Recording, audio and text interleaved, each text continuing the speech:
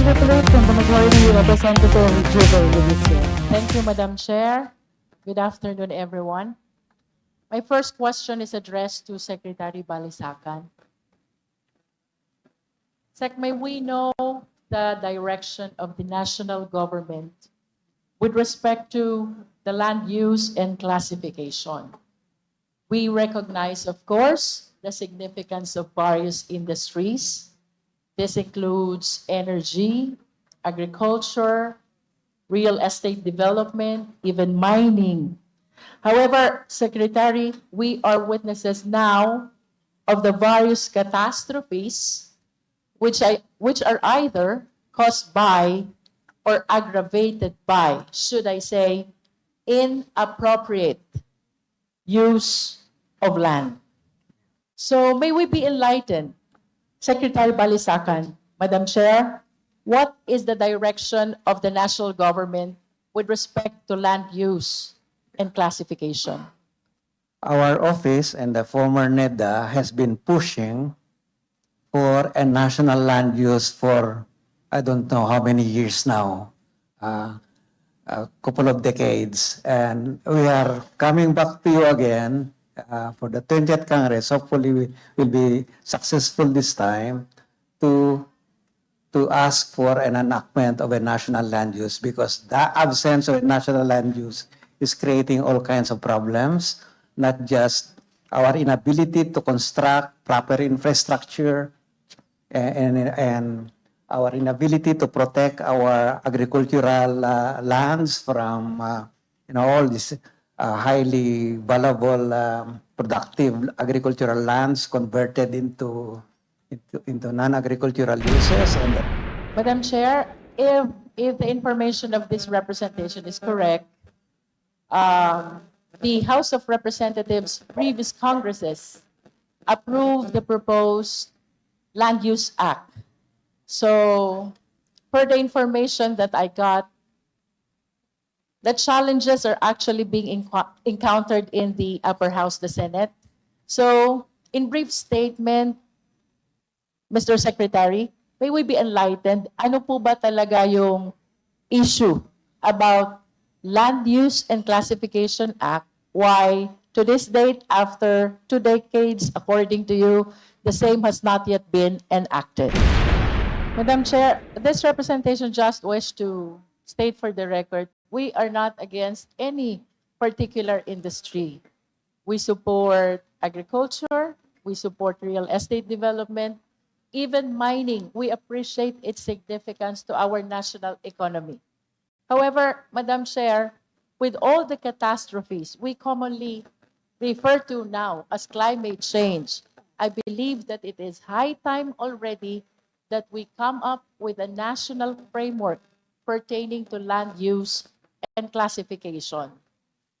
Mr. Secretary, may I ask if you are amenable to having a council, national council, perhaps to assist all the concerned agencies come up with this Land Use and Classification Act?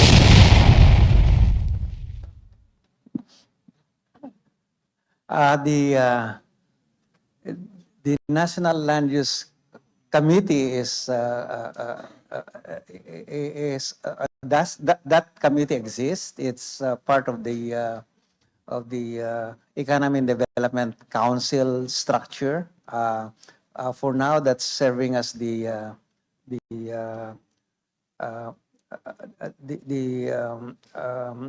office that considers policy proposals for land use.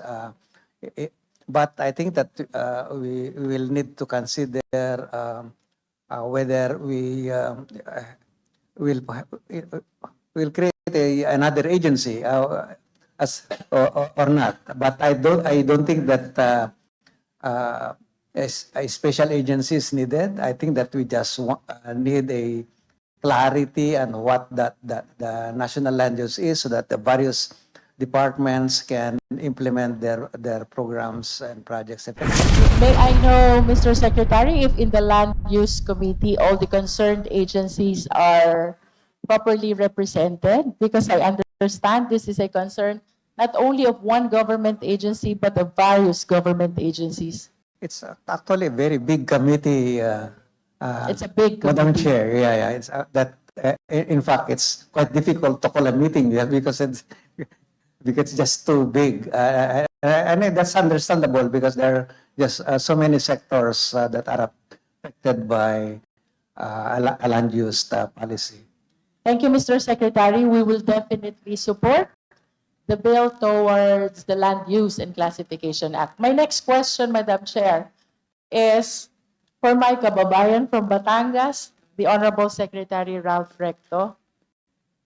Sec, marami pong nagko-comment from Calabarzon that Region 4A is the catch basin of NCR, which I totally agree. I totally agree in every sense of the word, both positive and negative. In terms of development, catch basin ng Calabarzon. In terms of damage or perhaps problems, catch basin din po ang Calabarzon.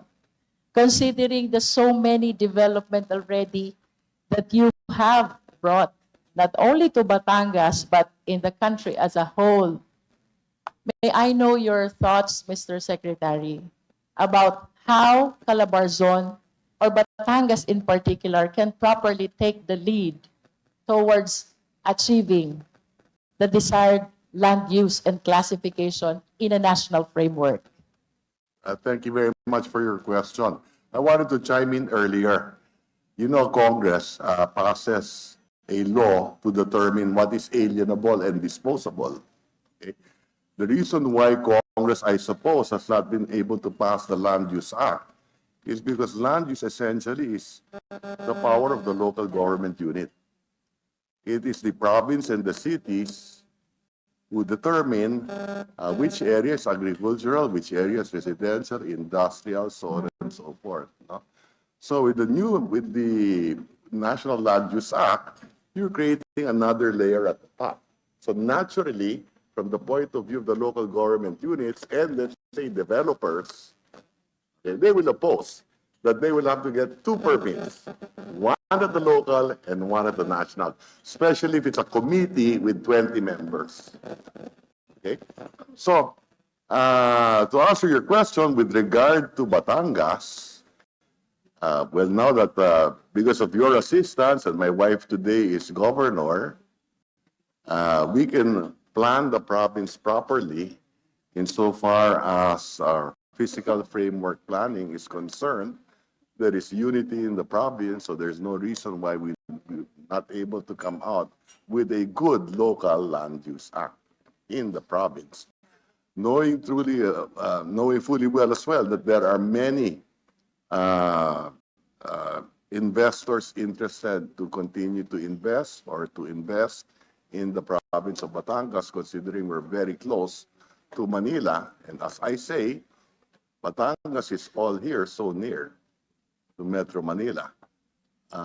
So we should expect more investments, and ergo, we have to plan the province accordingly. And that is why you also have the regional development councils, so that there is a mechanism for the governors and the local officials, together with the congressmen, to talk, so that they can also get inputs in determining our land use policy in the region. Madam Chair, if I may continue. Mr. Secretary, thank you for your insights and your Thank you. comments. Of course, we acknowledge the fact that the LGUs have their respective CLUPs, both the municipalities and the province. But I am concerned as to whether all these CLUPs jive with the National Development Plan. So it is from this light that I wish to push the land use and classification as a national framework, perhaps to synchronize the direction of the local government with that of the national government. Mr. Secretary. I agree with the national land use policy. My comments were in relation to the friction between the local government and the national government and the developers in the middle. Seconds left. Yes, I'm about to conclude, Madam Chair. Secretary, I understand that this is a concern of various agencies as mentioned earlier, the land use and classification. So may I know or may we know kahit paano po ba nasama ito sa discussion in our current budget process? Is this part of the priorities or programs of the national government as reflected in the national expenditure program?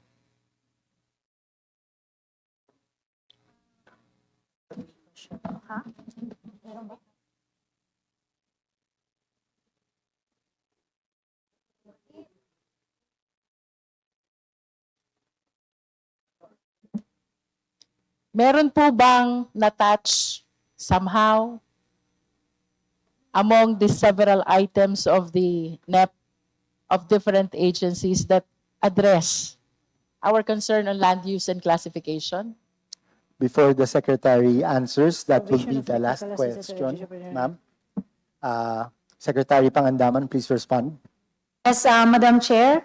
There's a provision of technical assistance to local government units in the preparation and updating of comprehensive land use plans and zoning ordinances. The budget is under the DSUD, and it has a budget of 196 million pesos, Madam Chair.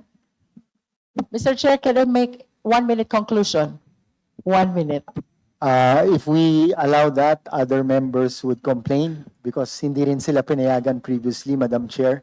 I beg your indulgence. You can also sign up for the next round, Madam Chair. All right. Thank you, Mr. Chair. Thank you, Madam Chair.